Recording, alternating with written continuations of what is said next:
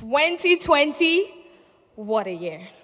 For years, we looked forward to the year 2020, a year that was supposed to be the magic year. In Nigeria and many developing countries, it was supposed to be the year of education for all, water for all, health for all, and even electricity for all. I was more than hopeful for the outcomes and possibilities this year had to offer. But little did I know, little did we all know, that this year was going to be a living nightmare. The series of unfortunate events began in January with the wildfire in Australia. The raging fire burned 18.6 million hectares of land and killed 1 billion animals. As the whole world was trying to recover from that mishap, the news of a virus from Wuhan, China spread across the globe. Our health lexicon got a new word: the coronavirus pandemic, aka COVID-19.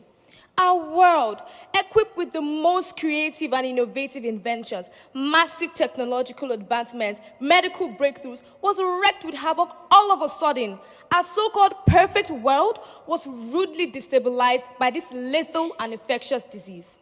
As soon as the crisis erupted, literally every aspect of our lives became destabilized, causing us to crumble helpless and in shock.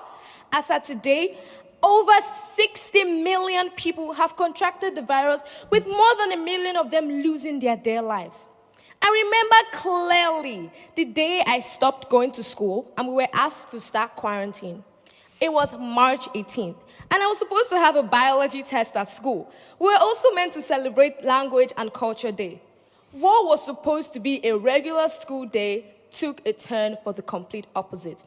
I remember texting all my friends and asking them if this was really happening. I mean, we all knew that China had the virus, but we were confused as to how the virus magically found its way into our country, Nigeria. We marveled at the interconnectedness of our world, and we made a conclusion that the lockdown wouldn't last more than 2 weeks.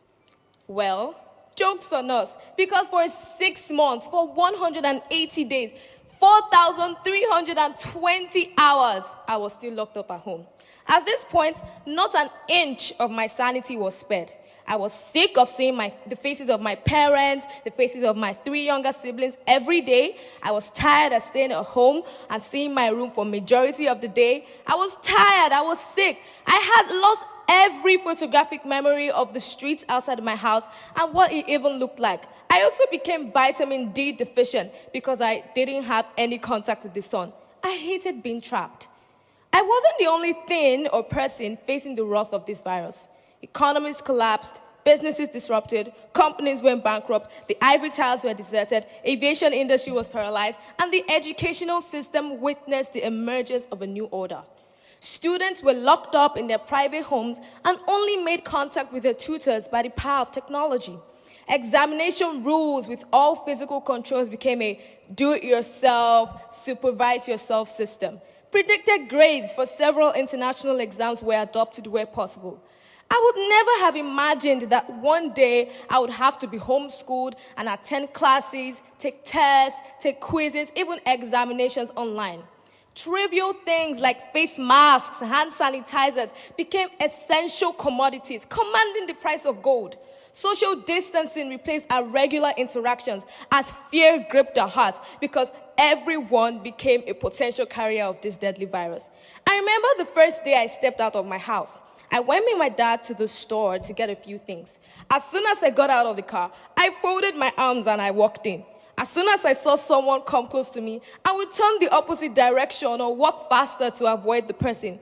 I was strategic in calculating my every move, my every step in order to avoid contact with anybody. Me picking up items from the counter was like unsanitary to me because all I would think about is how many people have touched this thing, how many people have the coronavirus, and how many of them have touched this thing. In other words, I was paranoid. An activity that used to bring excitement, an activity that used to bring fun, became something that I was afraid of, caused fear. This year, many collaboration technologies gained mainstream acceptance. Zoom became our classroom, while TikTok, Twitter, Netflix, Instagram, they became our pastime. These apps became our coping mechanisms to slow down the rate at which we were losing our sanity. So imagine a year where there were no football tournaments, basketball games, and every sport that exists. The 2020 Olympic Games in Tokyo was cancelled. The Grammys, VVMAs, BBMAs, Ballon d'Ors, weddings, graduations, you name it. Basically, every event and ceremony of different kind were suspended. Human movement literally stopped, disorienting our social, family, and religious life. As if the COVID-19 pandemic was not bad enough, 2020 also saw a series of protests around the world. One of them was the Black Lives Matter movement in the US. An innocent man named George Floyd was killed by a Minneapolis police officer who had his knee for almost 9 minutes, 9 good minutes. Floyd's death caused an uproar across the globe while protests started to pop up worldwide demanding for justice for his horrifying death. The wave of the protesting spread to Nigeria with the EndSARS movement. Nigerian youths began to storm through the streets and major locations of Nigeria to protest against police brutality and the disbandment of the Special Anti-Robbery Squad, SARS.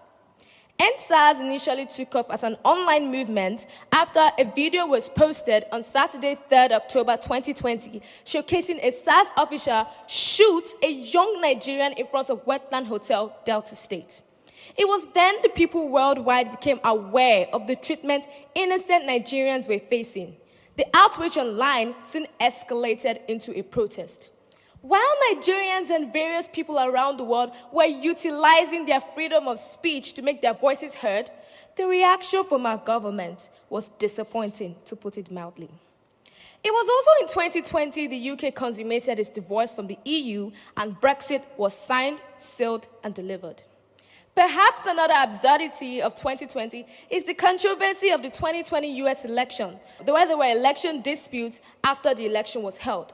The sitting president refused to concede defeat in an election he was trailing by more than 6 million votes, and so he's looking for ways to legally upturn the outcome of the election. Who would have thought that the United States of America, the model of world democracy, would be found in such a scenario? Well, it's 2020 after all, where anything and everything is possible. If this year were a product, the manufacturer would have recalled it for a manufacturer defect. If it was a software, we would have uninstalled the application and returned the system back to factory settings. But here we are today. We survived through it all. Call it the survival of the fittest. We adapted to the new normal, adjusted our priorities, and achieved the most important thing, life. 2020, what a year. Thank you.